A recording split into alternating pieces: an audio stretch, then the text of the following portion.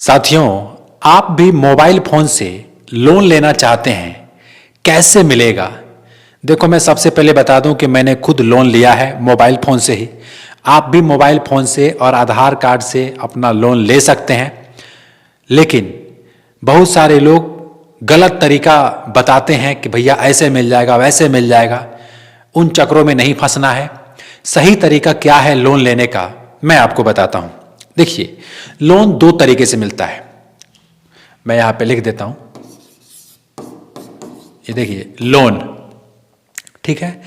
एक तरीका तो ये है कि आप बैंक में जाओ, क्या बैंक में जाकर, और जो दूसरा तरीका है ऐप के मदद से। ऐप की मदद से दो तरीका से आप लोन ले सकते हैं। मैं जानता हूं कि बहुत सारे लोगों का ना, कोई व्यापार करते हैं, कोई बिजनेस करते हैं, तो 10,000 20,000 रुपया उनको अर्जेंट चाहिए होता है, तुरंत चाहिए होता है। अब किससे मांगे, है ना? 10,000 रुपया अगर चाहिए तो किससे मांगे, कौन देगा उनको? तो लोग क्या करते हैं कि किसी से गांव में कर्जा ले लेते हैं, उधार ले लेते हैं।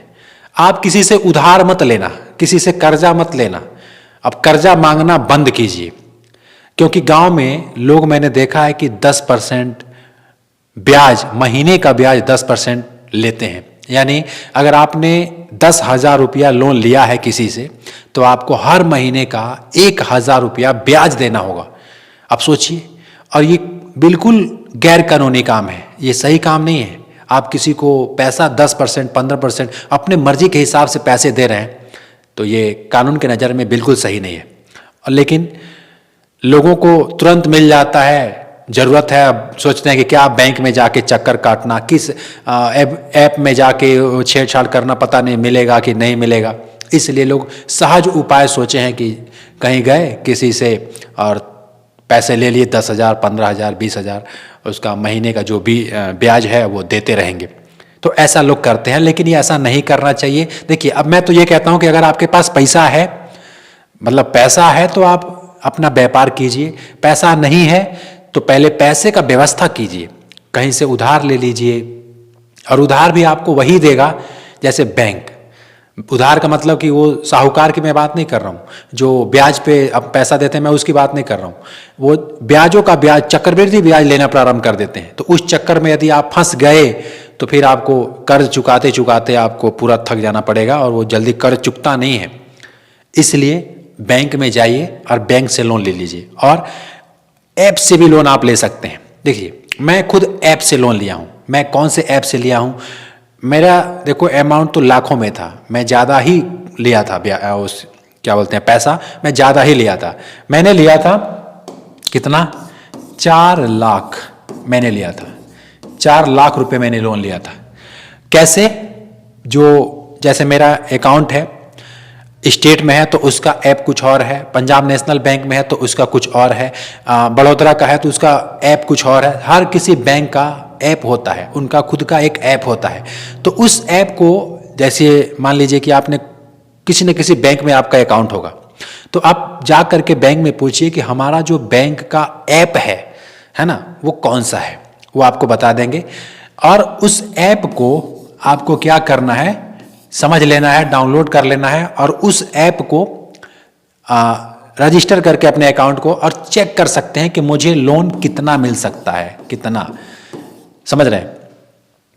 एक तो ये तरीका है ऐप से। अच्छा, बैंक में जा करके लोग डरते हैं, सोचते हैं अगर मैं बात करता हूं किसी मैनेजर साहब से या किसी कर्मचारी से, तो पता नहीं डांट करके भगा मत दें, है ना, और मुझे पता नहीं देंगे लोन कि नहीं। लोग डरते हैं, डरने वाली बात नहीं है। आप उस बैंक के कस्टमर हैं, आप ग्राहक हैं। वो आप देखो, हर कोई एक जैसा तो नहीं होता, कुछ लोग दुर्व्यवहार करते हैं, ऐसा देखा गया है, लेकिन सारे लोग एक जैसे नहीं होते हैं, बहुत अच्छे लोग भी होते हैं। आप जाइए, जा करके मैनेजर साहब होते हैं, उनसे मिलिए, उनसे पूछिए, उनसे जो भी जानना चाहते हैं कि इस बैंक का पर्सनल ऐप कौन सा है, या फिर मुझे 10-20 हज़ार रुपया लोन लेना है, ये मतलब क्या सही है, कैसे मिलेगा। और बहुत सारे सरकारी योजनाओं के माध्यम से आपको सब्सिडी भी मिलता है, सब्सिडी भी मिलता है, ऐसी बात नहीं है। तो आपको जाके पूछना पड़ेगा कि मुझे 10,000 20,000 रुपया लोन चाहिए, क्या मुझे मिल सकता है, नहीं मिल सकता है। मैं ऐप के द्वारा लिया था, तो ऐप के द्वारा 4 लाख रुपया मुझे मिल गया था, और ये बात बिल्कुल सत्य है। आप किसी ऐसे मत सोच लेना कि मैं आपको झूठा खबर बता रहा हूँ कि आपको फंसाने के लिए या फिर आपको गुमराह करने के लिए बोल रहा हूँ। मैंने खुद लिया था, अभी वो चुकता हो गया है, लेकिन मैंने लिया था, ज़रूरत पड़ी थी तो मुझे ज़्यादा ज़रूरत पड़ी थी तो मैंने ज़्यादा लिया था। बहुत सारे लोगों को 50,000, 1,00,000, 20,000, 10,000 रुपये चाहिए होता है तो वो ले सकते हैं। तो बैंक में जा करके मैनेजर साहब से बात कीजिए, पूछिए कि मुझे ऐप से लेना चाहिए या फिर बैंक में आ करके, है ना, कैसे मिलेगा। वो आपको पूरा रास्ता बताएंगे, पूरा गाइड करेंगे। लेकिन मैंने लिया था, जैसे मेरा पीएनबी का अगर अकाउंट था उस समय तो मैंने लिया था पीएनबी वन ऐप, ठीक है। अब देखिए, आपका किसी भी बैंक में अकाउंट है, हर बैंक का अपना एक ऐप होता है, आप ये पता कीजिएगा। और देखिए उसमें आता है कि कोई भी ऐप हो उसमें आता है कि आप चेक कर सकते हैं कि ऑफर है कि नहीं है, यानी आपको लोन मिलेगा कि नहीं मिलेगा। एक होता है पर्सनल लोन होता है, एक होता है बिजनेस लोन, उसमें शिक्षा लोन, बहुत सारे लोन का ऑप्शन आपको मिलता है, कौन सा लोन आपको चाहिए। मैंने पर्सनल लोन लिया था, ठीक है, 4 लाख रुपए मैंने लिया था। उसका ईएमआई मुझे 18 महीने में मतलब पूरा करना था। हालांकि वो तो 5 साल के लिए मिलता है, आप चाहो तो जितना मर्जी महीना सेलेक्ट कर सकते हो। मैंने 18 महीने के लिए लिया था और मैंने उसको चुकता कर दिया, मुझे बहुत सहज तरीके से मिल गया।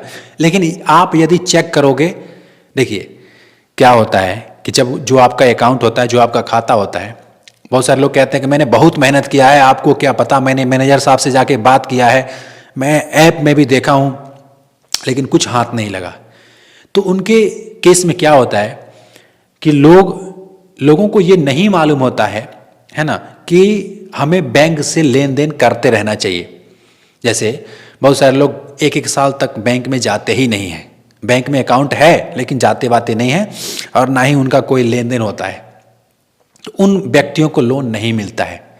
क्योंकि अगर आपका सिविल स्कोर, ये एक नया वर्ड आपको सुनने को मिल रहा होगा, हो सकता है सुने भी होंगे इसके बारे में, सिविल स्कोर यदि सही है तो आपको लोन मिल सकता है। अगर सिविल स्कोर गलत है या फिर कम है तो आपको लोन नहीं मिलता है।